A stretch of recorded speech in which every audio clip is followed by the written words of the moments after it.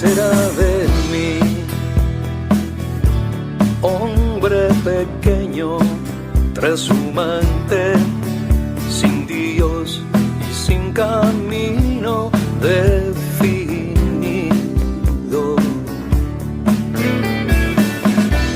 Qué cosa no he de ser más que naipe del mazo que baraja el destino. ¿Qué será de ti? Entallada y pequeña, tan solo letra en el murmullo del sonido, huérfana de la voz que te dispare y discrimine tu borde del quejido. ¿Qué cosa no has de ser?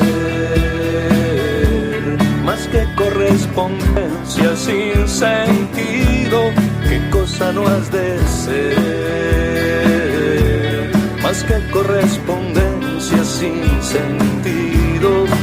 Porque no tengo piel sin tu palabra y careces de voz. Si me suprimo la inteligencia juega a confundirnos, dos caras de lo mismo. Porque no tengo piel sin tu palabra y careces de voz. Si me suprimo la inteligencia juega a confundirnos, dos caras de lo mismo.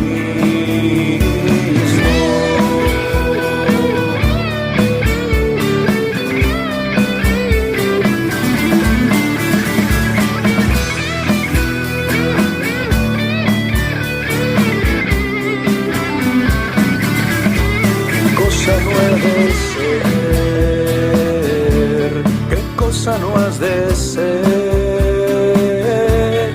¿Qué será de mí? ¿Y qué será de ti? Porque no tengo piel sin tu palabra y careces de voz. Si me suprimo la inteligencia juega a confundirnos. Buenas tardes para todos los que están en vivo. Se estaba cortando un poquito, Gonzalo, tu audio, y ahí Bien. quedamos. A ver ahora.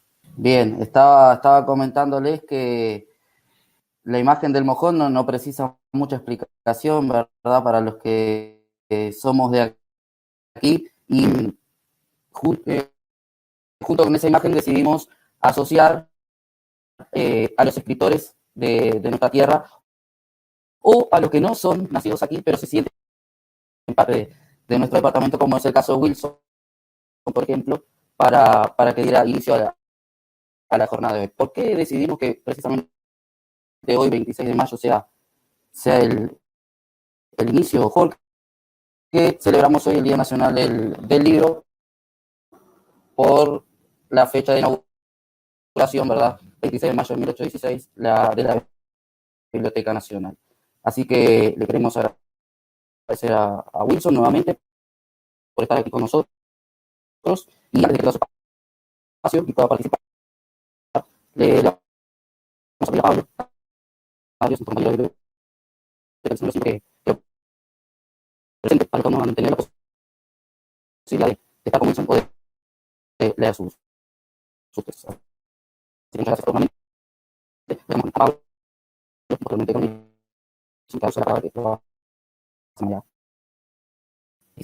Gonzalo nos estaba contando que se había decidido utilizar la imagen de los mojones, que son muy de nuestra tierra, y asociarlo con los escritores, ya sea de la frontera o los escritores que se sienten identificados con la frontera.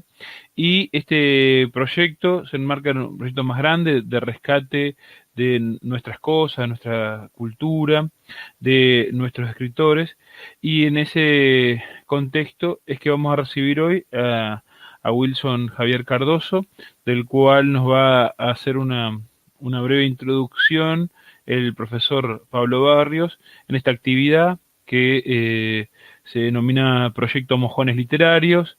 Esta actividad en particular se llama Conversando con Escritores, ¿sí? Y está coordinado por las bibliotecas del Liceo número 2 de Rivera, Wilson Ferreira Aldunate, y el Liceo número 5 de Rivera, profesor Carlos Tiulent. Le damos paso al profesor Pablo Barrios. Buenas a todos. En primer lugar, agradecer a Wilson por su amabilidad y aceptar la invitación. Agradecer a las direcciones de los centros del Liceo número 5 y Liceo número 2 por el apoyo para llevar adelante este encuentro. Y concentrándome en la persona de Wilson Javier Cardoso, nacido en 1965 en la ciudad de Tacuarembó, asentado ya en Rivera unos aproximadamente entre 7 y 8 años. Wilson lo aclarará en su momento. Ha escrito y ha participado de publicaciones colectivas y tiene sus libros publicados a nivel personal. Es gestor cultural, periodista, además de ser poeta. Y también es creador y director junto a Senia García Ríos, su compañera. Como les decía, es creador y director ejecutivo del Festival Internacional de Poético Musical Librera, un evento que reúne poetas al nivel nacional e internacional. Y bueno, es un placer tenerte presente con nosotros, Wilson, y te paso la palabra. Además de decir que es una gran persona, un gran amigo y desde ya un habitante de nuestras casas institucionales.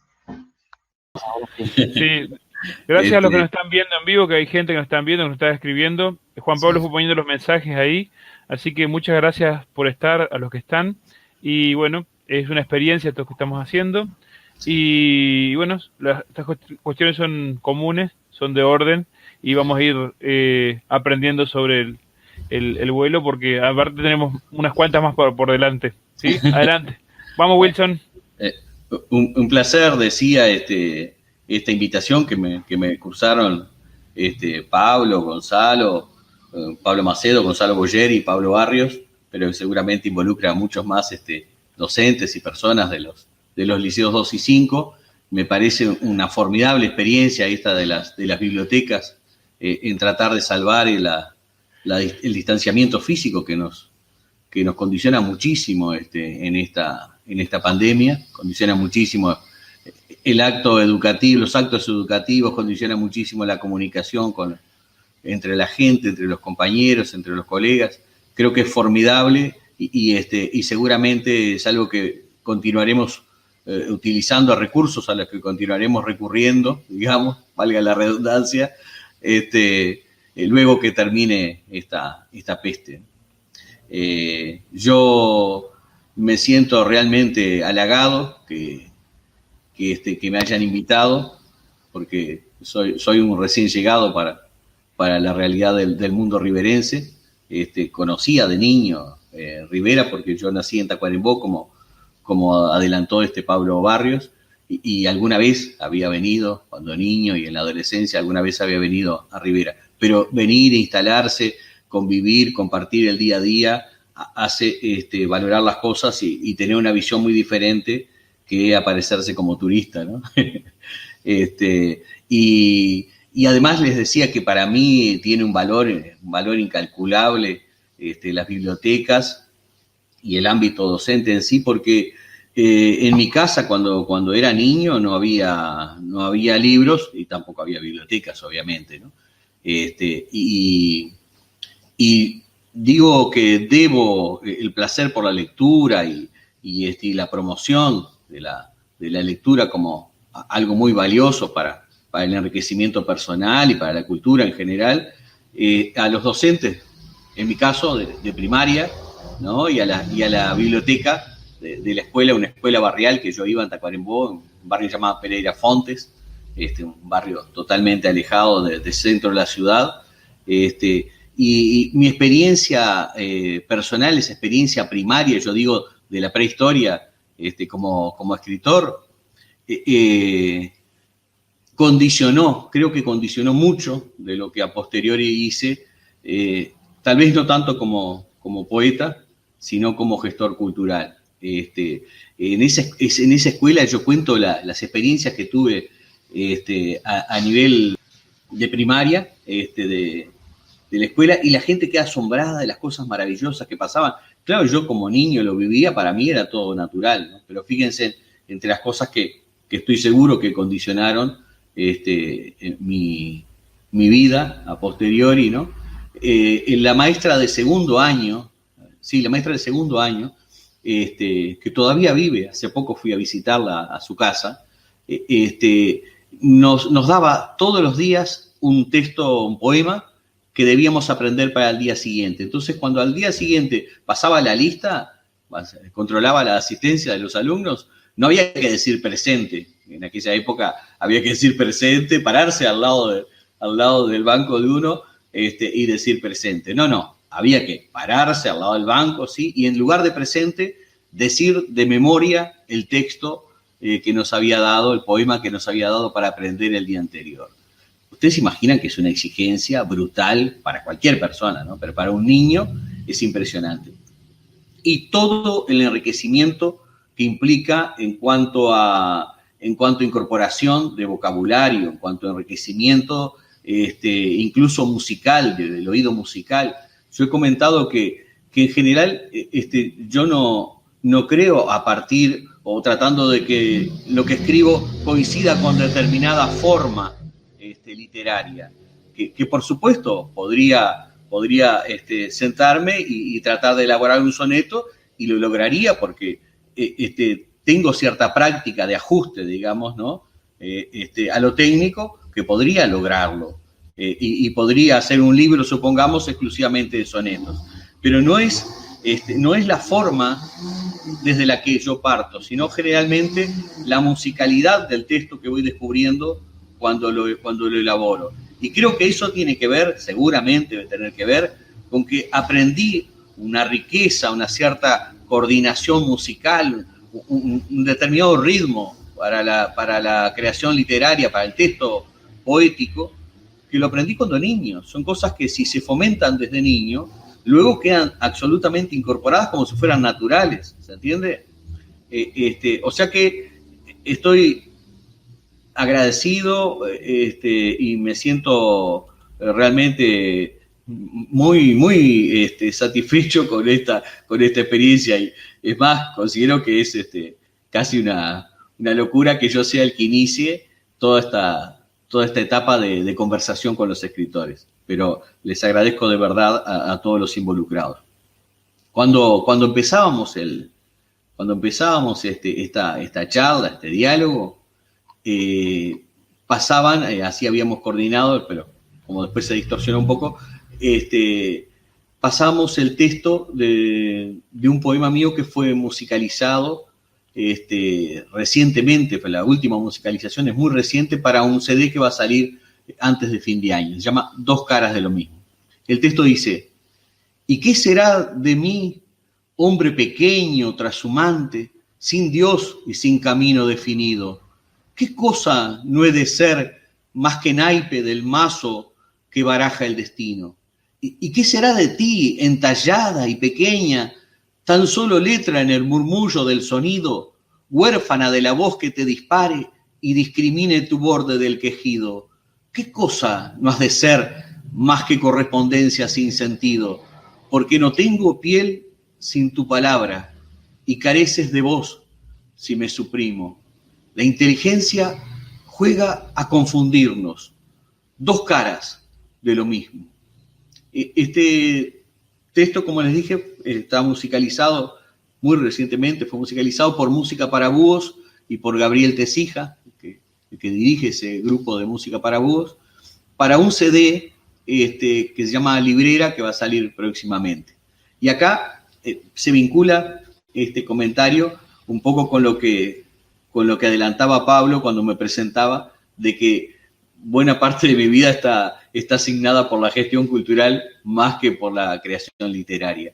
Y creo, sinceramente, que yo he tenido el privilegio de llamar la atención, de que mis textos llamaran la atención a muchísimos músicos y trabajaran sobre ellos, musicalizándolos, tanto en Uruguay como en el extranjero, gracias a que obviamente la gestión cultural me llevó a conocer a muchísimos artistas, muchísimos músicos, a muchísima gente relevante en el campo de la cultura, y eso me permitió un acceso que la mayoría de los escritores uruguayos y extranjeros a veces no tienen, una posibilidad que generalmente no tienen, de cercanía con quien puede vestir el texto con otra dimensión, con otra calidad, ¿no? Que es lo que le otorga obviamente la música a la poesía. Y este poema que les leí ya había sido musicalizado en el 2011 por Javier Alonso, en Suiza. Y acá, cuando ustedes, si alguien se toma el trabajo de repasar un poco esto que estoy comentando, van a confirmar lo que yo acostumbro a decir y que tiene que ver con mi experiencia vital. Y pienso que con la de muchas otras personas, ¿no? Que el azar nos determina mucho más que la dedicación o el esfuerzo o la voluntad misma. Yo di por sobreentendido algunos términos y ahora quiero detenerme, aunque sea brevemente, porque no todos los que estén accediendo a este diálogo, a esta charla, tienen por qué saber o comprender en qué sentido estoy usando determinados términos. Por ejemplo, gestión cultural. Es un término que es relativamente nuevo en el Uruguay, y si yo tuviera que definirlo, diría rápidamente, para comprensión general, que supone todo el trabajo que sucede entre los artistas y las obras que fuere, una canción, una película, un texto literario, un libro, una exposición de arte plástico, entre el producto y el artista y el público. Esa mediación, todo ese trabajo de intermediación que permite y habilita que la obra llegue lo mejor posible, que capte la atención de la mayor cantidad de destinatarios, es lo que hoy día se denomina gestión cultural. Es un término, como les decía, relativamente nuevo, y hace 25 años, cuando nosotros empezamos a hacer actividades culturales en Montevideo y en otras ciudades cercanas a la capital uruguaya, era prácticamente desconocido. Por eso también dijimos que lo que hacíamos nosotros era gestión cultural a la uruguaya, es decir, como nosotros lo entendíamos. Bien, ¿por qué este texto con el que iniciamos y esa interpretación de alguna manera aluden a todo ese vínculo entre la creación literaria y la gestión cultural? Porque Javier Alonso se vinculó con nosotros en 2011, Javier vivía en Suiza en esa época, hacía más de 30 años que estaba radicado allí, y de Uruguay conocía poco y nada, salvo los amigos que habían quedado de su adolescencia y juventud, e inicio de la juventud. Se vinculó con nosotros a raíz de las actividades que había leído, que había visto en internet que hacíamos. O sea, fue una comunicación así. Yo mismo creí que era una broma el vínculo de Javier Alonso, porque en esa época no estaba tan desarrollado el vínculo por internet, y pensé que era algún amigo que me estaba gastando una broma con la comunicación, con el correo que me llegó de él, pidiéndome permiso para musicalizar algunos textos míos. Obviamente me tomé un tiempo para confirmar eso, y en ese momento se generó, a partir de ahí se generó un vínculo que ha llevado a que se hiciera un CD, no solo con estos temas míos, sino también con el de otros poetas latinoamericanos, que él grabó en Suiza, y eso constituyó parte de los trabajos que hemos hecho a nivel de gestión cultural. Vinculado con eso, también les digo que tanto Javier Alonso como Gabriel Tecija, que trabajaron sobre este texto que les leí y lo musicalizaron, estuvieron en Rivera, precisamente por intermedio de nuestra gestión cultural. Gabriel concurrió, por ejemplo, a una serie de actividades que organizó la Biblioteca del Centro Universitario de Rivera en mayo del 2019, cuando todavía teníamos presencialidad. Y después participó al mes siguiente de un festival que denominábamos Librera, que hoy mencionaba Pablo. Javier Alonso, por su parte, vino especialmente para participar en el Centro Regional de Profesores del Norte en abril del 2018 como orientador de un taller de sensibilización sonora en el entorno educativo. Es un área en el que tiene muchísima competencia él a nivel académico y mucha práctica porque ha hecho ese trabajo fundamentalmente con motivo de festivales internacionales de poesía. Y además realizó un recital poético musical en esa oportunidad. Contarles ahora que nosotros hacemos gestión cultural y que usamos las tecnologías de la información y la comunicación para la cultura parece de perogrullo, porque hoy día, hasta para comunicarnos en esta simple charla con ustedes, mediada por la biblioteca, por la tecnología, parece obvio. Pero cuando nosotros empezamos a hacer estas actividades y cuando hicimos las primeras páginas web para divulgar cultura, que fue en 1999, hacía menos de 10 años que existían todos esos protocolos que permiten de forma sencilla consultar archivos de hipertexto, lo que llamamos la red informática mundial, ¿no? Hacía solo 9 años que se había utilizado por primera vez para generar un sitio web con esa lógica de un trabajo científico en Suiza. O sea que fue muy, muy innovador recurrir al uso de la tecnología por parte de nuestro grupo de gestión cultural para divulgar temas culturales. Y lo hicimos, aunque les parezca mentira, viene a tono con el día, a partir de la lectura de un manual español de 25 lecciones que contaba cómo se diseñaban páginas web, cómo se colocaban en línea. Fíjense lo relevante que es el dominio de la lectura, la competencia del lector, porque nosotros a partir de leer 5 lecciones, no llegamos a leer las 25 lecciones de atrevidos, a partir de la 5ª lección que íbamos leyendo sobre cómo se diseñaba páginas web en un manual muy rudimentario del año 1999, por la competencia que tenemos como lectores, por la competencia que tenemos como usuarios de tecnología, logramos diseñar y colocar en línea las primeras páginas web. Bueno, imagínense que todo era muy diferente, ¿no? Yo creo que muchos de los que están son gente que tiene similar edad a mí o más o menos. Pero espero que haya muchos estudiantes, jóvenes, adolescentes, imagínense, hagan el esfuerzo por pensar lo que significaba comunicarse con los medios de comunicación de la época, los medios masivos de la época, ¿no? En los primeros años que nosotros hacíamos gestión cultural, teníamos que llevar la correspondencia impresa, en papel, ¿no? Teníamos que llevar los libros impresos en papel para obsequiar, porque si no, no sabían de lo que estábamos hablando. Se usaba fax, se usaba teléfono, no teléfono móvil como hoy día. O sea, era un mundo realmente la prehistoria de todo lo que seguramente ustedes conocen hoy día y les parece que capaz que el mundo sucedía así desde siempre, ¿no? Yo digo que el peso del azar, como les comentaba hace un ratito, incidió muchísimo en todo lo que hemos hecho nosotros, ¿no?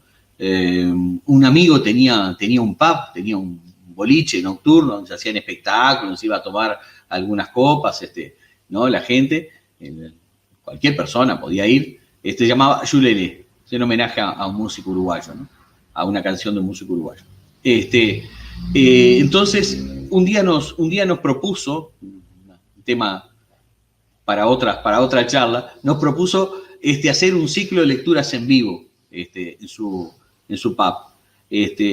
Los ciclos de lecturas en vivo son una experiencia que existe en Montevideo y en otras ciudades del mundo, pero en Montevideo tiene una historia, un bagaje de por lo menos 100 años. A principios del siglo XX ya se hacían ciclos con escritores en boliches, los escritores iban y leían sus cosas en los bares, ¿no? Pero, ¿cuál era la particularidad de este ciclo de lecturas que nosotros empezamos a hacer allí en el pub de este amigo, en el pub Yulele?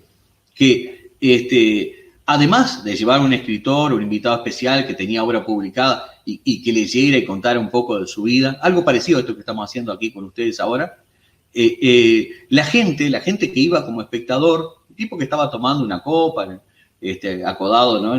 en la mesa del bar, podía también participar leyendo cosas propias o textos que quisiera compartir con un momento muy, muy acotado, ¿no es cierto?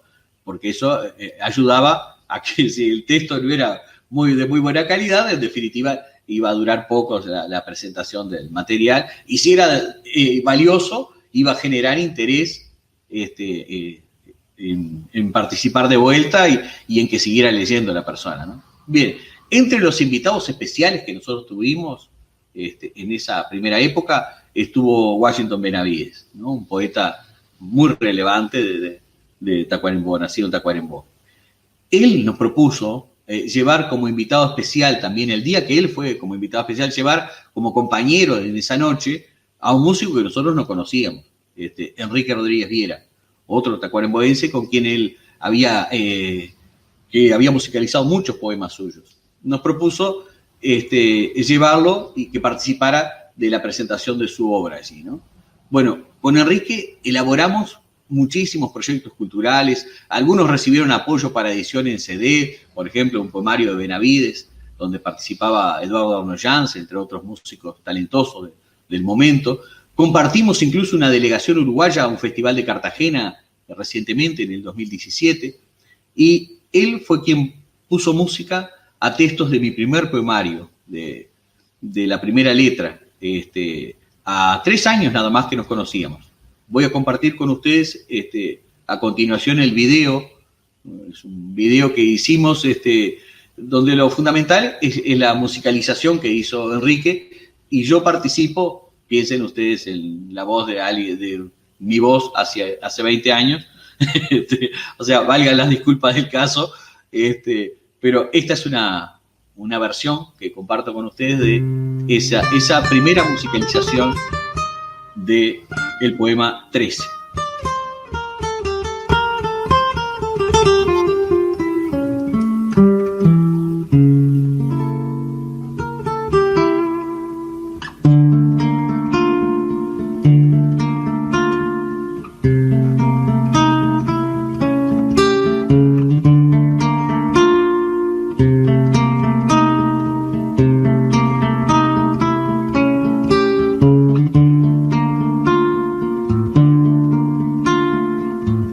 Estoy solo y escribo escritura en la arena que habremos de borrar con el dedo que escribe.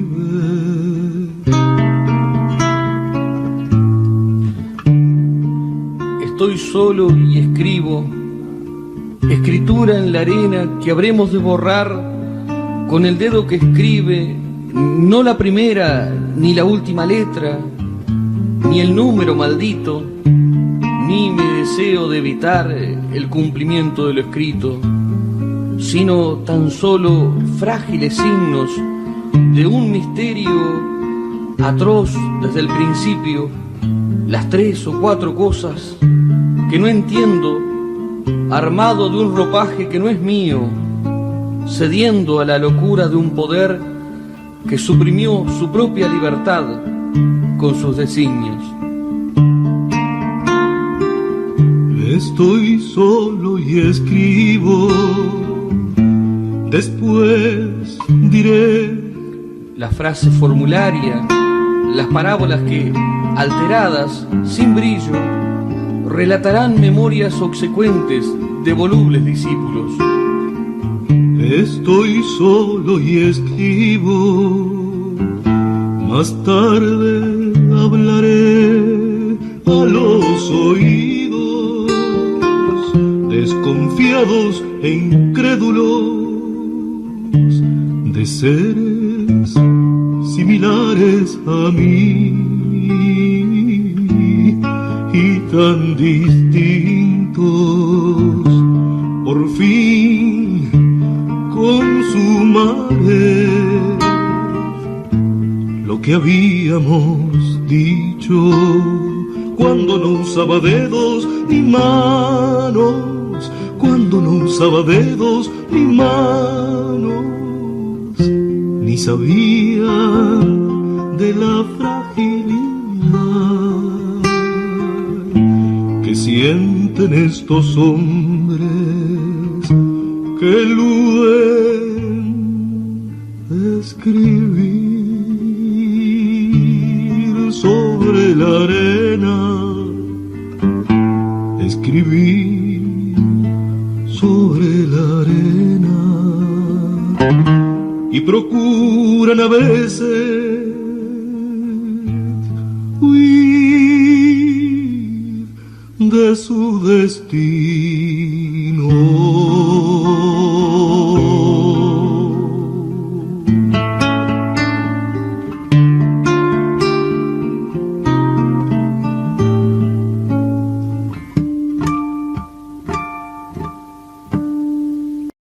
Vuelvo a la relación esa formidable con Benavides, que yo, como les decía, la puedo ubicar en la prehistoria de mi infancia, ¿no? Washington Benavides, lo comento para quienes no estén informados sobre él, anoté algunos detallecitos simplemente para que se tenga noción de la dimensión de su aporte. Washington falleció hace unos 4 años, pero fue uno de los más prestigiosos intelectuales de las últimas décadas de nuestro país.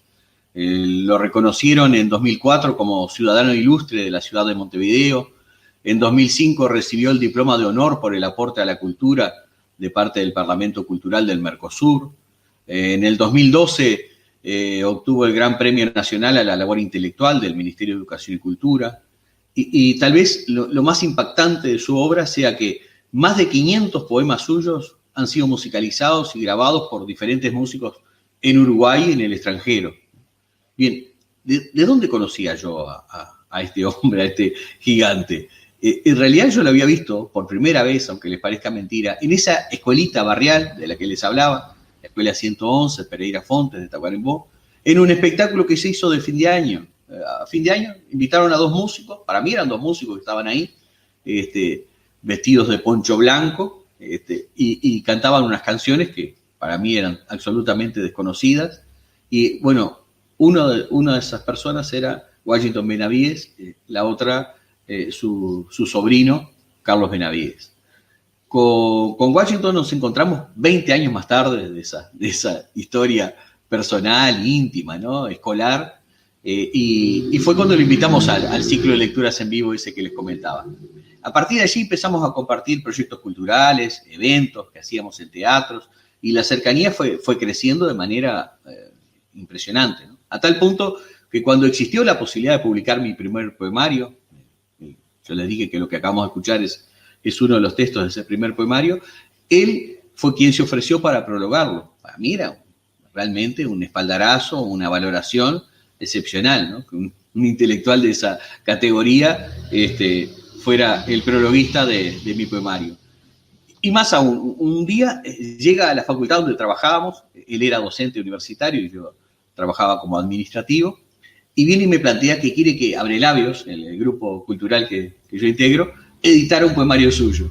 Pero me dice, tengo una condición, Javier, la condición es que sea yo, que fuera yo quien lo prologara, ¿no? La condición es que vos tenés que prologar el libro. Me pareció una cosa muy, muy loca, además de un privilegio excepcional, ¿no?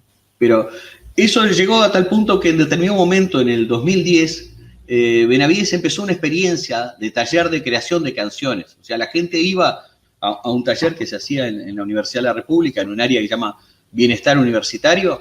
La gente llevaba sus poemas, cualquier escritor, no tenía por qué ser un escritor conocido, la gente que iba al taller, los talleristas diríamos.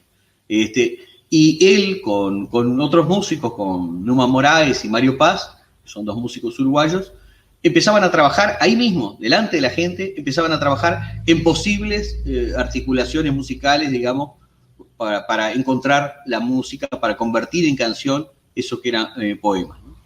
Lo impactante de esa experiencia de intercambio y creación directa con un poeta de esta categoría y músicos como Numa Moraes y Mario Paz, me llevó a mí en determinado momento a hacer un artículo muy, muy extenso en una revista que dirijo que se llama LCD, es una revista que pueden encontrar en internet y pueden bajar todos sus contenidos gratuitamente. Allí se hizo un artículo exclusivamente para comentar esta experiencia. Si quieren, después le coloco la la dirección donde pueden bajarse el PDF exclusivamente de este artículo, porque muestra realmente algo excepcional y allí me detengo a contar un poco cómo fue que se generó la experiencia. Pero entre los resultados concretos de la labor de ese taller, se empezaron a editar, en acuerdo entre la Universidad de la República y el sello Sondor, varios CD, varios discos de poesía musicalizada. Y se empezaron a realizar espectáculos para presentar al público los trabajos, ¿no? En los primeros 2 compactos aparecen poemas de mi autoría musicalizados en ese taller. Pero lo más elogioso, digamos, de esta historia es que en ambas grabaciones el propio Washington Benavides aparece leyendo mis poemas. Fíjense que es algo maravilloso, ¿no? Que yo tenga que leerlos después que él los lee, es una cosa bastante difícil, ¿no? Bueno, uno de esos textos se llamó A Deshora, también lo musicalizó después Javier Alonso y lo incluyó en un CD que se llamó Somos, Poesía y Música en Latinoamérica. Yo, cuando Javier Alonso se interesó por musicalizar ese poema, ya lo había musicalizado Numa Moraes en el taller de Benavides, ¿no? Yo tuve ciertos reparos, y no se lo comenté, porque claro, Numa Moraes es una verdadera autoridad a nivel de la música popular uruguaya, ¿no? Pero cuando vi los resultados del trabajo de Alonso y hubo más confianza entre nosotros, él fue a mi casa, empezamos a conocernos, incluso se vino a vivir a Uruguay, terminamos concluyendo que lo que diferencia una musicalización de otra, cuando se trata del mismo texto, es la percepción, la recepción, la reelaboración que cada músico tiene del texto, del poema. ¿Con qué elementos dialoga de su experiencia vital y musical? Por eso las diferencias que a veces existen entre las musicalizaciones se debe exactamente a eso. Si ustedes en algún momento se tomaran el trabajo de cotejar las versiones de estos u otros textos, míos o de otros músicos, van a ver que realmente seguramente a esos músicos que trabajaron desde diferentes percepciones, de diferentes experiencias vitales, les conmovió cosas distintas del mismo texto, ¿no? Yo voy a compartir a continuación la versión que hizo Javier Alonso, intercalada con mi lectura. Voy a pedirle a los colegas que están a cargo de la parte técnica si más o menos en el segundo 75 se podría bajar el volumen de la canción, así yo puedo leerlo y no se pierde como fondo para la lectura. Si fuera posible. Este es el texto, como les dije, de la versión de Javier Alonso.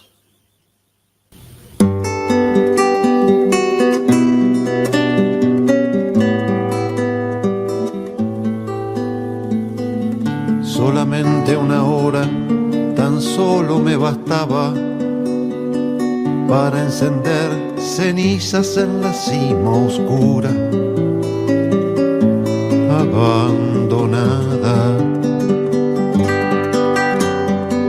De quién he sido, de quién he renunciado por ser o vana sombra, por referencia vaga.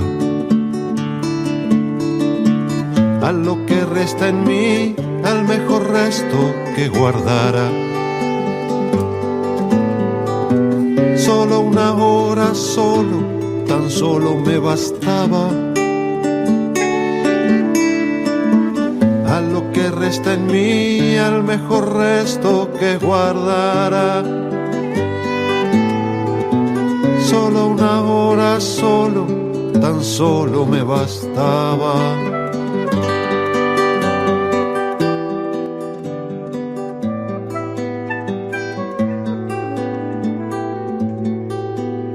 Los minutos que queden ya ni sirven para atrapar tu vuelo y tu... Solamente una hora, tan solo me bastaba para encender cenizas en la cima oscura, abandonada, de quien he sido, de quien he renunciado por ser o vana sombra o referencia vaga. A lo que resta en mí, al mejor resto que guardara, solo una hora, solo, tan solo me bastaba. Crear un ardid perfecto para atrapar tu vuelo y tu pisada, recuperar al diestro cazador que acechando a la presa, finge caer en su celada. Todo sería posible si pesara tan solo una hora menos en mi espalda. Los minutos que queden ya ni sirven, ni miden la distancia que separa lo próximo que estuve de la dicha en la hora que sobra o que me falta. Todo sería posible si pesara tan solo una hora menos en mi espalda.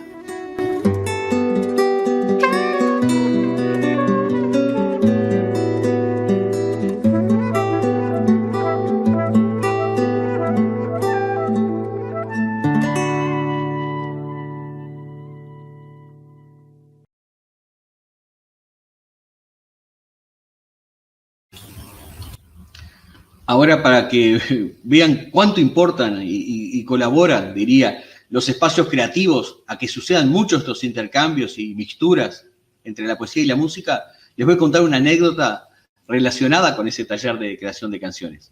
Por razones de tiempo, la verdad, yo casi nunca iba al taller, pero en una de las pocas ocasiones en que fui, llevé 2 o 3 poemas por si me pedían algún texto, ¿no?, para musicalizar. Fue exactamente lo que sucedió.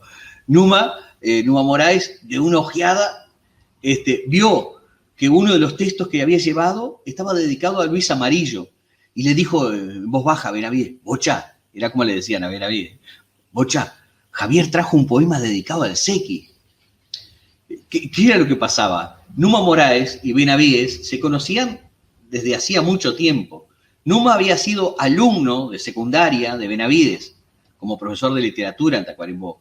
Junto con él y un profesor de dibujo, Gustavo Alamón, acostumbraban a realizar, cuando era estudiante, Numa Moraes, estudiante de secundaria, 14, 15 años, acostumbraban a realizar giras por localidades alejadas de la capital del departamento, presentando, por ejemplo, una muestra de cuadros de Alamón, alguna conferencia de Benavides sobre literatura y un recital de Numa Moraes. Ustedes piensen en la valoración y en la promoción que significaba eso hace medio siglo, Estamos hablando de algo que sucedía hace medio siglo para un adolescente en esta zona del país. Y bueno, desde esa misma época también conocían a Luis Amarillo, otro tacuaremboense muy singular, que se dedicaba en aquella época a la danza folclórica. Yo lo conocí a Luis cuando era niño y retomamos el vínculo como si nos conociéramos de toda la vida en Montevideo, cuando empezamos a hacer los famosos ciclos de lectura, esto que es lo que montaba, ¿no? Amarillo estaba dedicado a la pintura en ese momento y aprovechó una fotografía que le regaló Seña, mi pareja, en todas estas aventuras. Seña le regaló una fotografía y Luis Amarillo agarró e hizo, a partir de esa fotografía, hizo un cuadro, ¿no? Cuando lo tuvo pronto, nos llamó para decirnos que nos había regalado el cuadro. Siempre estábamos por pasar por su casa, buscarlo, e incluso en la casa en que vivíamos, le habíamos reservado un espacio en una de las paredes de la casa donde íbamos a colocar su obra, ¿no? Ya sabíamos las dimensiones que tenía. Pero Luis falleció y nosotros nunca más pudimos hacernos de ese cuadro, ¿no? Así que Seña elaboró especialmente para el espacio que habíamos reservado en la pared, para el espacio amarillo, en crochet y alambre, unos paraguas que gotean, para decirlo rápidamente, contar cómo son. Son unos paraguas que están goteando. Y yo escribí para danzar la vida ese brevísimo poema que inmediatamente se dio cuenta Numa por la dedicatoria que tenía que ver con Luis. Y pasó lo siguiente: yo estoy seguro que quienes nos conocían de ese taller, que eran unos cuantos, si se hubieran percatado, si hubieran intuido cómo estaban sucediendo las cosas, seguramente habrían pensado que Numa, Benavides y yo lo habíamos ensayado, que lo teníamos ensayado previamente, ¿no? Porque sucedieron las cosas de forma casi mágica. Numa le dijo a Benavides, como les decía, Bocha, Javier trajo un poema dedicado al Sequi. Inmediatamente Benavides se dirigió al grupo de talleristas, a nosotros, ¿no? Y nos comenzó a contar con lujos de detalles la vida de Luis Amarillo. Toda la versión suya de la vida de Luis Amarillo. La mayor parte yo la desconocía, ¿no? Ellos le decían el Sequi, que se dedicaba a esto, que se dedicaba a aquello, tal. Mientras tanto, Numa, frente al texto, frente al poema, empezó a tocar algunos acordes y parecía como abstraído del resto, ¿no? En determinado momento, yo supongo que por el conocimiento que tenían ellos, de tantos espectáculos, escenarios compartidos durante años, Numa le habrá dado alguna señal, habrá hecho algún golpe ¿no? en la guitarra, algún detalle, para que Benavides interrumpiera su relato, y Benavides dijo, bueno, ahora vamos a escuchar la musicalización que Numa hizo para el poema de Javier en homenaje a Luis Amarillo. Y así, sin ningún intervalo, Numa Moraes interpretó la primera versión musicalizada de Para Danzar la Vida. Era algo impactante. Para mí era impactante, imagínense para los demás. Bueno, y apenas finalizó la canción, Benavides agregó otro detalle, ¿no? Casi en secreto, dijo, chao, Seki, chao. Imagínense el ambiente creativo que se lograba en ese taller, ¿no? Bueno, la versión que finalmente se divulgó en CD es la que ahora voy a compartir con ustedes, y el poema, como les dije, fue musicalizado por Numa Moraes, pero está leído por Washington Benavides, así que disfruten de una lectura realmente excepcional.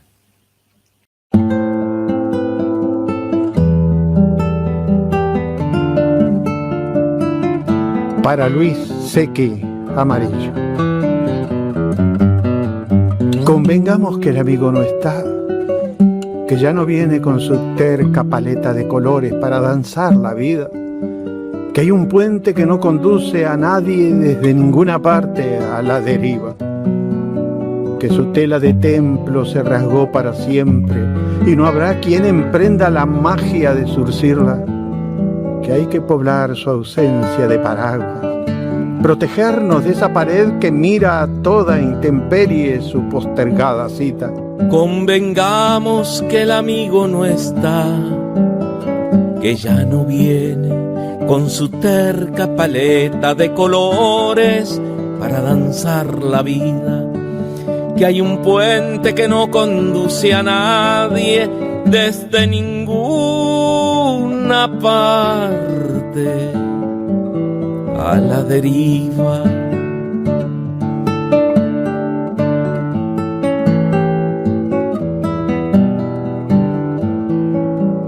Que su tela de templo se rasgó para siempre y no habrá quien emprenda la magia de zurcirla, que hay que poblar su ausencia de paraguas, protegernos de esa pared que mira toda intemperie su postergada cita.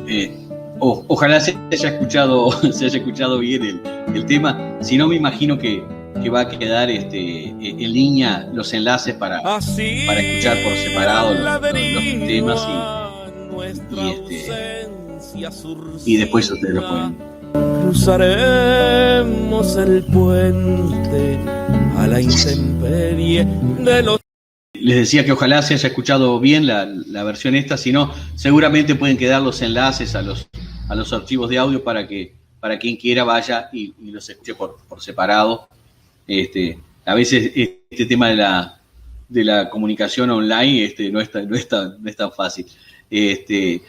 Yo dije algo sobre lo cual quiero volver, ¿no? Que me parece que para mí es importante, ese tema de que el azar nos determina mucho más que la dedicación o el esfuerzo o la voluntad misma. Pero esto implica decir que no debemos preocuparnos por prepararnos o por tratar de que lo que queremos hacer y hacer cada uno. No. Yo creo que uno debe dedicarse plenamente a las cosas a las que le asigna valor real, pero a sabiendas de que alcanzar una meta determinada no solo ni siempre depende únicamente de nosotros. En ocasiones depende del entorno y tarde o temprano depende de factores que nosotros no controlamos y que a veces ni siquiera era posible prever. Imagínense prever que iba a suceder una pandemia en 2020 y 2021 y quién sabe por cuánto tiempo más. Nadie podía prever eso. Y cuánto esas circunstancias azarosas a veces modifican lo que uno planifica. Yo estoy hablando de que la gente debe dedicarse a las artes, a la pintura, a la danza, a la música, a la literatura. Bueno, ojalá, porque necesitamos del arte, por supuesto, pero también necesitamos del carnicero, del que cultiva la tierra, del que produce los programas de computación que estamos usando. Es decir, cada quien es valioso en su área de trabajo. En el trabajo mismo es donde está la dignidad. Esa frase manía, ese lugar común, tiene mucho de verdadero. Ahora, lo más importante, creo yo, está en la dedicación con que hacemos las cosas, en la manera en que nos involucramos con las cosas. Y al respecto, nada más importante que hacer las cosas con y por amor, ¿no? Ese eslogan que parece brasileño más que nuestro, pero yo recupero o guardo memoria de un texto bíblico que siempre me conmovió mucho, que es una verdadera descripción de ese sentimiento.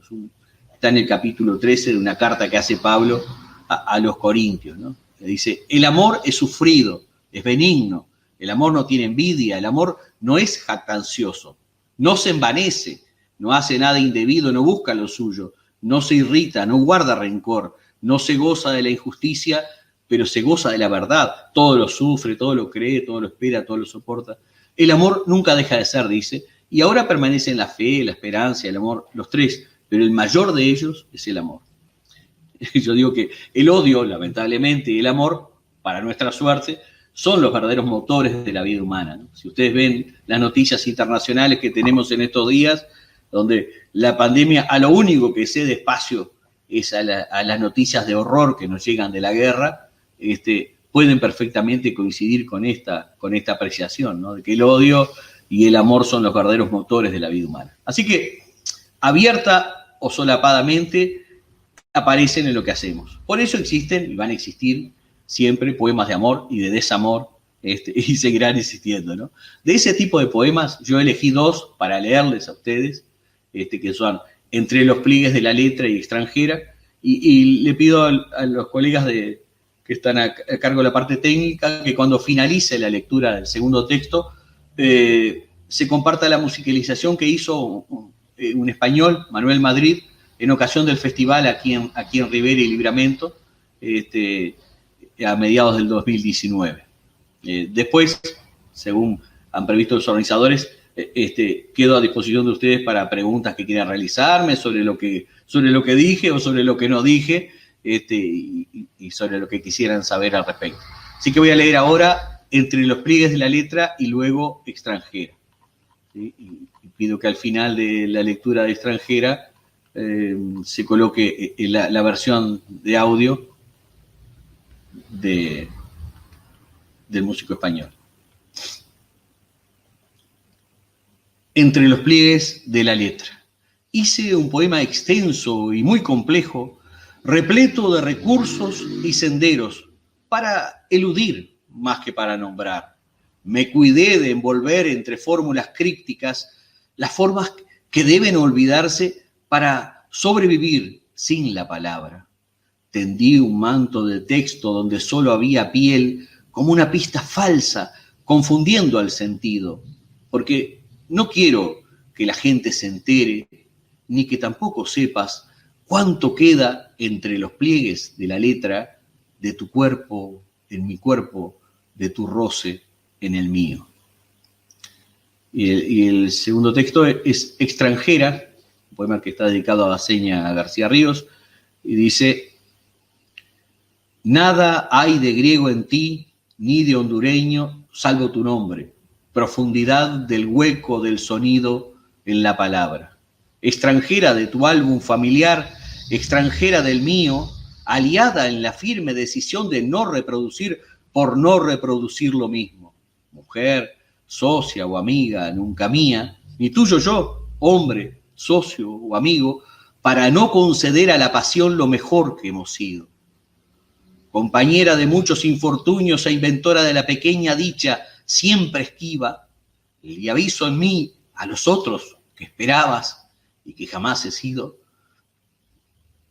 la dura lucha por torcer lo exacto del destino, la inútil vanidad de saberse distinto, el silencio discreto de tus ojos antiguos.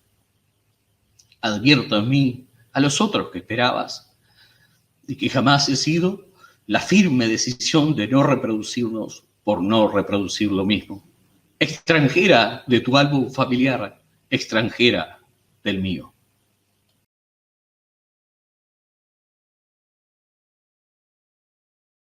Nada hay de griego en ti ni de hondureño, salvo tu nombre. Profundidad del hueco del sonido en la palabra. extranjera de tu álbum familiar, extranjera del mío, aliada en la firme decisión de no reproducir, por no reproducir lo mismo. Mujer, socia o amiga, nunca mía, ni tuyo y hombre socio o amigo, para no conceder a la pasión lo mejor que hemos sido.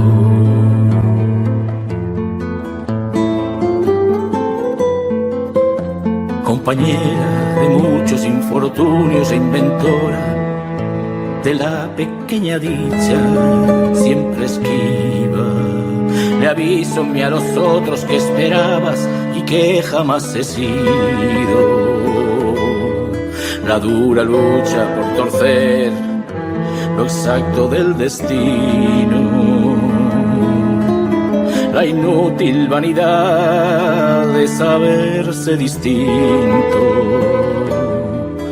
el silencio discreto de tus ojos antiguos. Adviértome a los otros que esperabas y que jamás he sido.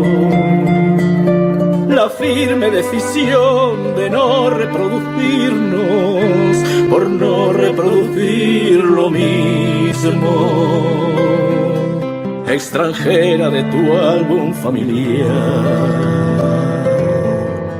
extranjera del mío.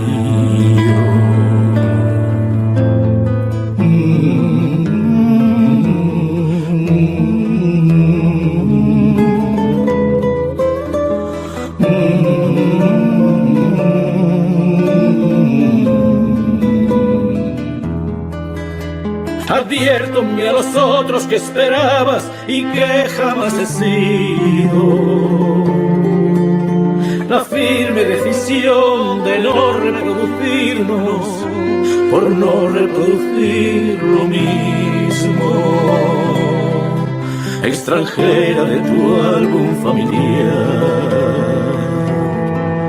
extranjera del mío.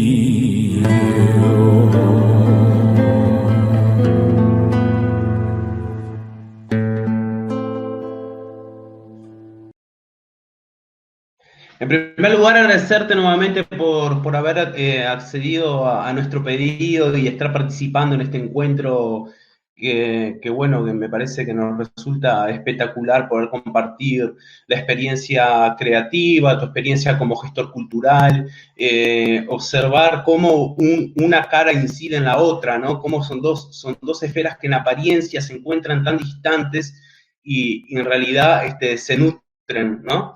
Quiero también hacer una especie de reflexión o de compartir algunas de las reflexiones personales y ver qué opinas tú también sobre el tema, y pasamos a la pregunta de los presentes.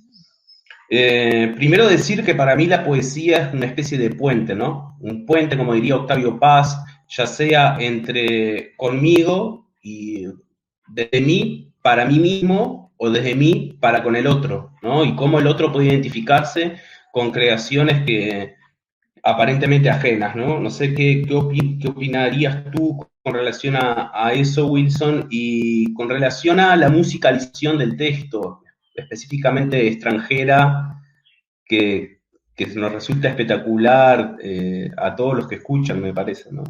De cómo ese diálogo entre la música y la poesía potencia el significado, ¿no?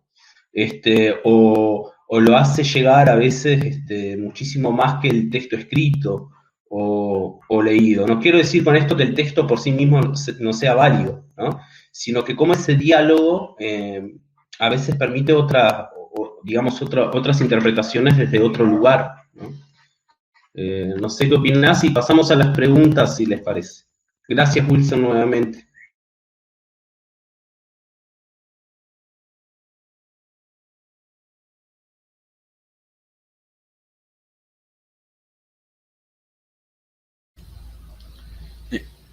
Acá leo lo que pregunta Lucía Olivera sobre los consejos para los más jóvenes con ganas de escribir poesía, ¿no?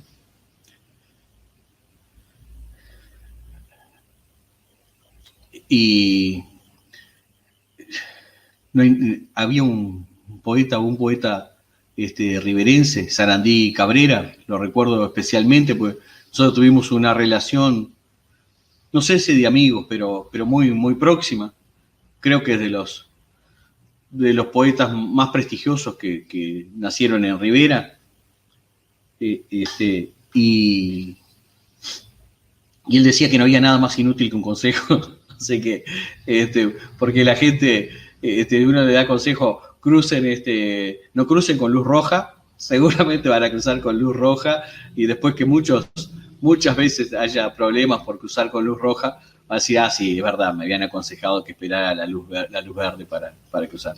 Pero bueno, puesto frente a la consulta de qué consejos daría, yo creo que el consejo mayor que daría tiene que ver un poco con el relato que les comenté. Hay que leer mucho, hay que leer muchísimo, variado, sin prejuicios. A veces hay lecturas muy condicionadas, te dicen lee tal cosa y no leas tal otra. Yo creo que hay que leer absolutamente de todo. Incluso manuales de computación, como les comenté, porque todo aporta, todo absolutamente aporta. Y uno no sabe dónde va a suceder realmente la magia de que un tema nos lleve a crear un texto, se dispare hacia un texto. Si yo les contara las situaciones a veces casi absurdas a partir de las cuales comencé a crear un texto, muchas veces ustedes se reirían, ¿no? Vinculado con algunas de las preguntas que estuve hojeando ahora en el chat, y que tiene que ver con esto que me pregunta si siempre refiere a alguna persona o personaje. No, yo utilicé estos porque me pareció que para la charla se prestaba más y servía para ejemplificar un poco la cercanía entre la música y la poesía en estos casos concretos. Pero no, mi primer poemario, por ejemplo, sería muy difícil que alguien lo vinculara con personas concretas, ¿no? Refiere fundamentalmente a la relación que tiene el escritor con el texto, con la palabra misma, con la creación misma, y allí no hay ninguna articulación que uno pudiera decir que está referido a una persona en concreto. Lo que pasa es que es lógico para un músico, imagínense que es mucho más fácil de musicalizar, sobre todo por lo que puede reportarle esa canción, si refiere a una canción si es una canción de amor, si es sobre un personaje conocido. También el músico juega en esa articulación de cuando selecciona qué cosa musicaliza o no. ¿Se entiende? Por otra parte, la literatura, toda la literatura es ficción, ¿no? Uno puede escribir a partir de cosas muy intimistas, muy propias, absolutamente personales, hacer un texto que tiene que ver con una realidad absolutamente personal, ¿no? Intimista, pero la literatura es ficción. Entonces, en la elaboración mismo de esa combinación de sonidos, de ese ruido articulado con determinada cadencia, con determinado ritmo, que es lo que en definitiva escuchamos como poema, sucede una ficcionalidad del elemento que uno toma como real.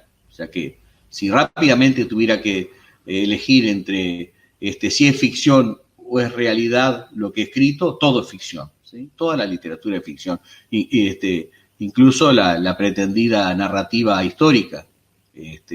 Necesariamente cubren y construyen personajes donde les agregan hechos que no forman parte, hechos y actitudes que no forman parte y que no podrían formar parte de la historia de los personajes que reconstruyen, y lo hacen a través de la ficción. Toda la literatura es ficción. ¿Qué me inspiró crear poemas? Mira, yo empecé a escribir poemas cuando era niño, en la escuela esa que les comentaba, hasta cuando iba a la escuela, en quinto, sexto año de la escuela. Y creo que lo más bonito que me sucedió es que las maestras, cuando intuyeron que tenía cierta tendencia a crear textos literarios, me invitaban cada vez que había un acto patriótico, cada vez que había algún evento relevante para la escuela. Se imaginan cosas muy elementales, ¿no? Para el mundo infantil, para el mundo escolar. Me invitaban a que yo escribiera sobre eso. Creo que ahí está algo muy valioso que los docentes pueden y deben hacer, es promocionar a aquellos que ven que tienen tendencia a escribir, ¿no? Como esta muchacha que consultaba sobre lo que le aconsejaría a los más jóvenes, ¿no? A los más jóvenes le aconsejaría eso, leer muchísimo. Lo que más aporta son las lecturas, enriquecen y hacen que lo que uno escribe dialogue con todo eso anterior. Porque en realidad el que crea siempre está dialogando con todo lo que ya existe. Crea un objeto nuevo, un objeto es un libro, un poco de tinta sobre papel, que leído tiene determinada sonoridad, pero ese nuevo objeto que existe en el mundo se relaciona con los que ya existían, se relaciona con los otros que eran parecidos a ese, se relaciona, un texto literario se relaciona con música, con cine, con todas las demás cosas que existen. Y para que pueda dialogar con eso otro que ya existía antes en el mundo, es necesario que tengamos conciencia de que esas cosas existían. Escribir sin leer es un acto absoluto de irresponsabilidad y de inmadurez. Creo que es fundamental leer y enriquecerse muchísimo antes, durante y mientras uno escribe. Luisa Santos me pregunta cuál fue mi obra maestra.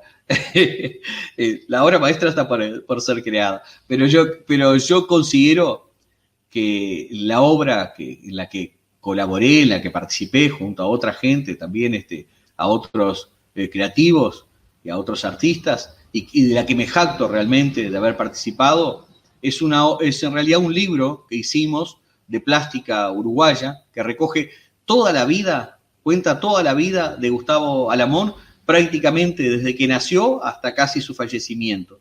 Recoge hasta que él tenía 80 años, y creo que Alamón falleció con 84, 85 años.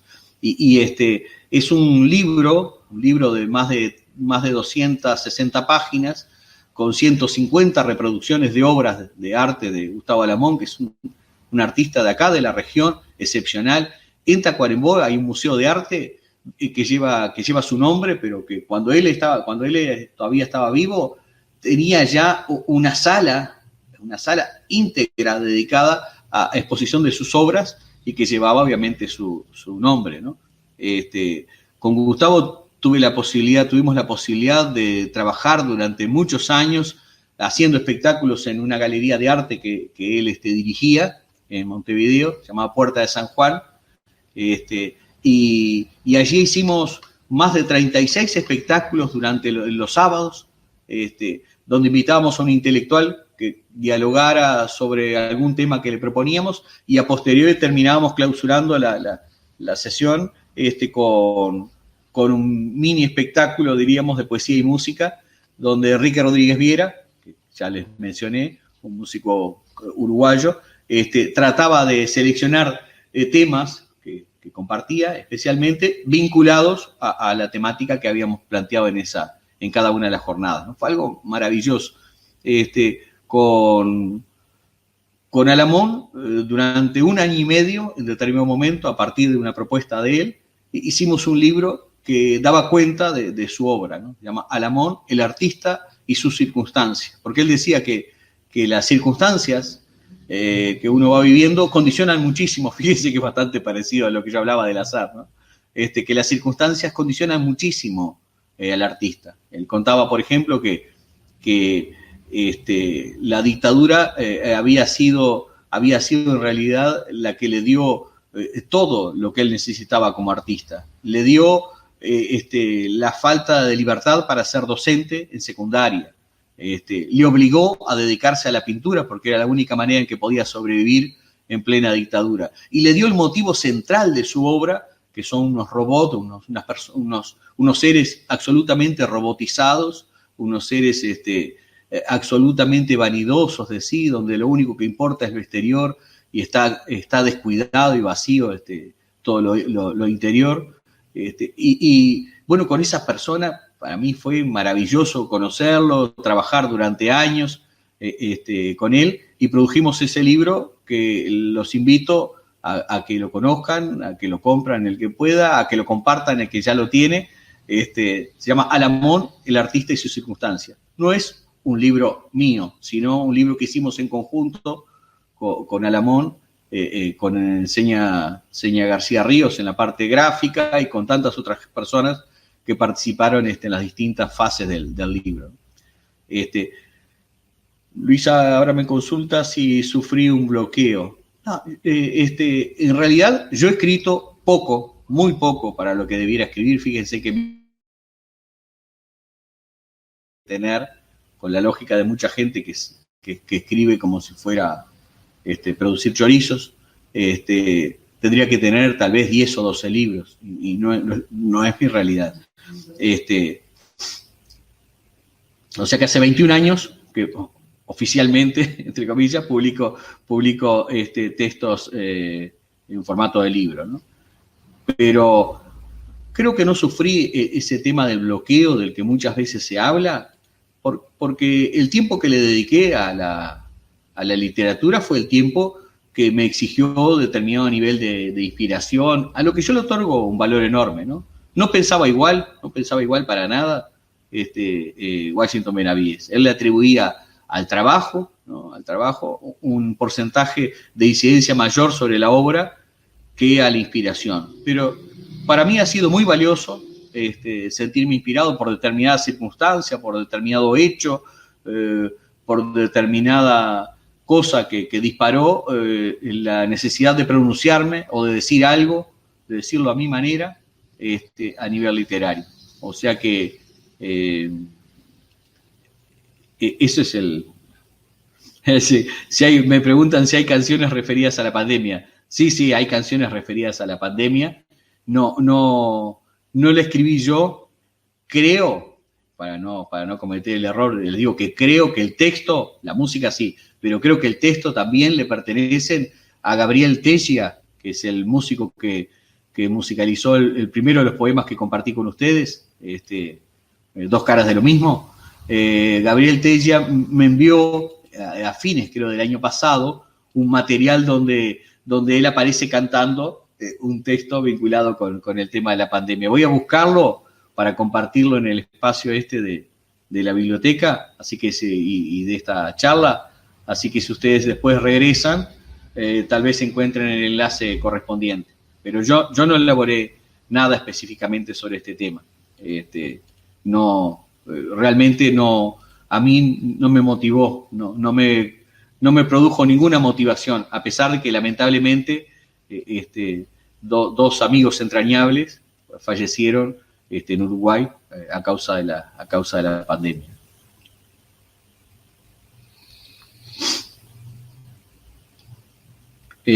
Me consultan, otra cosa es me consultan si pensé en dedicarme a otra cosa. Bueno, yo soy muy uruguayo en este sentido, ¿no? De que me dedico a muchísimas cosas. Fíjense que yo les he contado lo de la gestión cultural, pero lo dije rápidamente, ¿no? Miren que la gestión cultural, en el caso mío, ha significado editar discos compactos de música o de poesía musicalizada, editar discos interactivos, editar libros de arte plástica, ¿no? Impresos en papel, editar una colección de mini libros de 6 centímetros por 8, 70 librillos editamos con esa lógica. O sea que imagínense todo lo que significa detrás eso. Muchas veces significa saber algo de impresión, saber mucho de diagramación, porque la mayor parte de los trabajos que hemos hecho los diagramamos nosotros mismos,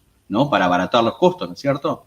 Lo único que no hemos hecho es imprimir los libros, pero diagramarlos, a veces corregirlos, en fin, participar en las grabaciones que se hacen de los trabajos de audio, generar videos. El año pasado, a partir de mediados del año pasado hasta inicios de este año, hicimos unos 40 videos especialmente para mostrar a los poetas que habíamos invitado de Uruguay, de Brasil y de unos 7 u 8 países, otros países, al Festival Librera, que queríamos hacerlo el año pasado, en Rivera y Libramento, pero que justamente por la pandemia fue imposible realizar. Entonces, lo que hicimos fue una especie de edición virtual por goteo, le llamamos nosotros.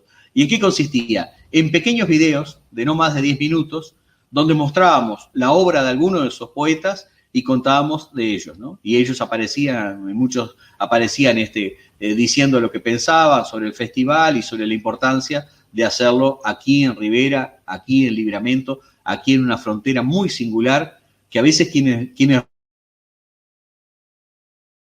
de lo que sucede. Miguel dice que la poesía no se entrega a quien no se entrega a quien la define. ¿Cómo definirías lo indefinible, ¿no? Aunque todo lenguaje posee materialidad, dice. Bueno, yo creo que uno se aproxima a lo indefinible, ¿no? La poesía se aproxima a lo indefinible, anda en los alrededores, ¿no?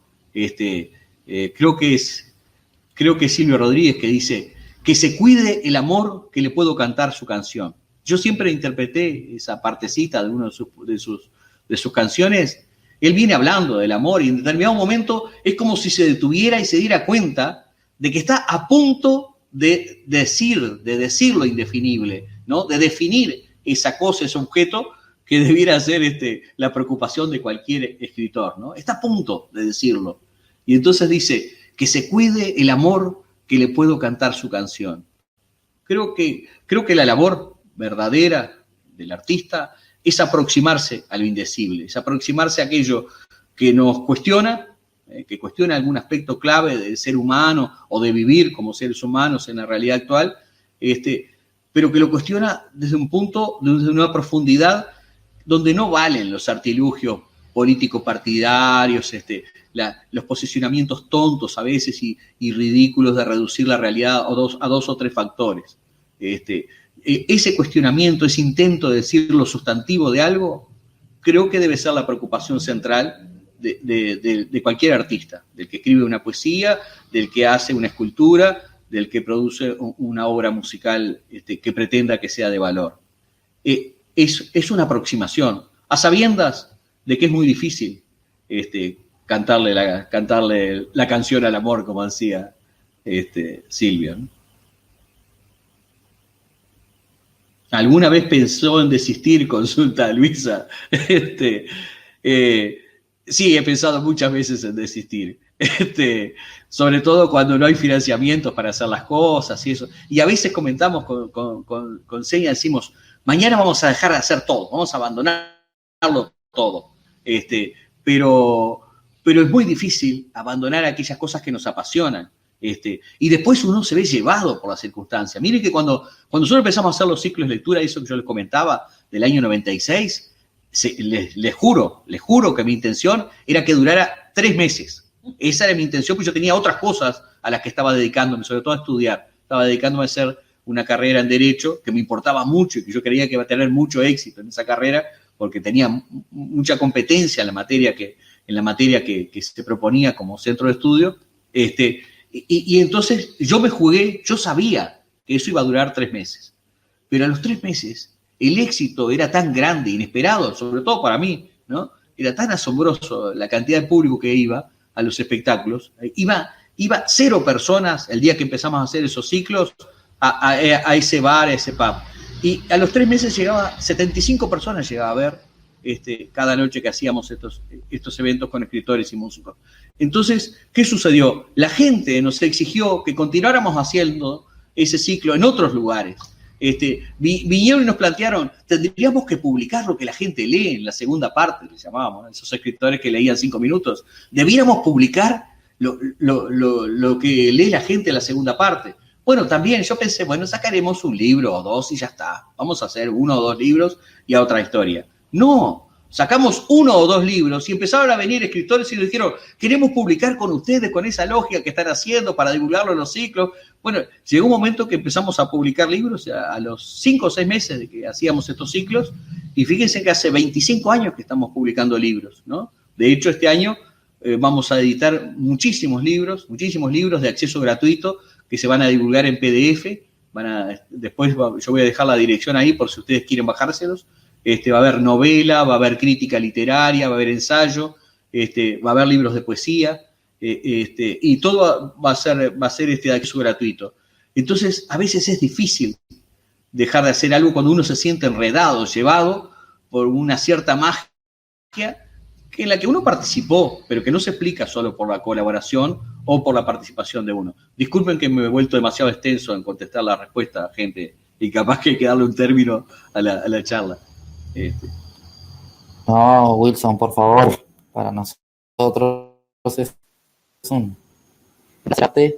Te agradecemos nuevamente por ser el que abre este ciclo de charlas, al que ya mencionamos, lo titulamos Mojones Literarios, y obviamente van a quedar los enlaces junto con el video, y lo podemos compartir, de los textos que estuviste leyendo hoy, y además de otros, ¿no? Para los que te quieran conocer y profundizar un poco más en tu literatura. Así que, de corazón, muchísimas gracias por ser parte de esta locura que empezamos charlando, y que empezó un poquito en broma y se está volviendo realidad de a poco. El mayor de los éxitos para ustedes, y la verdad que me parece formidable lo que están haciendo, el emprendimiento que están haciendo. Cuenten con nuestro apoyo para contactar a otros poetas si quieren, para involucrarlos capaz en alguna charla en algún momento de quienes conocemos. Los músicos, estos de los que he hablado, seguramente no van a tener inconveniente si a ustedes les interesara en participar, en hacer alguna actividad en conjunto. Ha sido un placer para mí, de verdad, que me seleccionaran para este inicio del ciclo. Y gracias a la gente, que la gente es la que le da sentido a este esfuerzo que hace. Exacto. Sí, agradecer también por las preguntas. Si bien Pablo estuvo comentando por ahí y agradeciéndole a los que aportaron, pero desde acá nuevamente les hacemos llegar nuestro agradecimiento, y tratar a los jóvenes sobre todo, ¿no? De que si están ahí con un poquito de dudas, tanto en el ámbito de la lectura, de la escritura, de la creación artística en general, que no se dejen apagar, ¿no?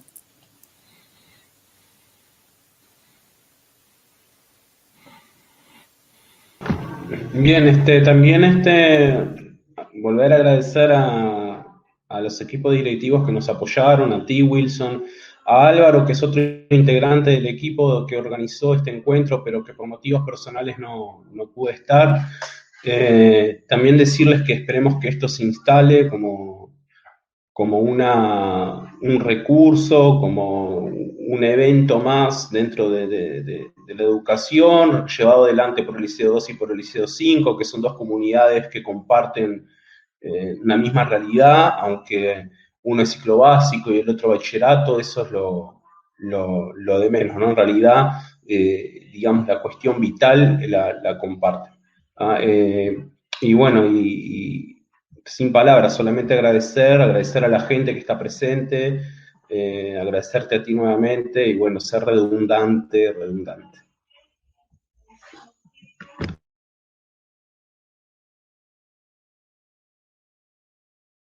Oh, precioso, lo del reconocimiento. Muchísimas gracias, gente.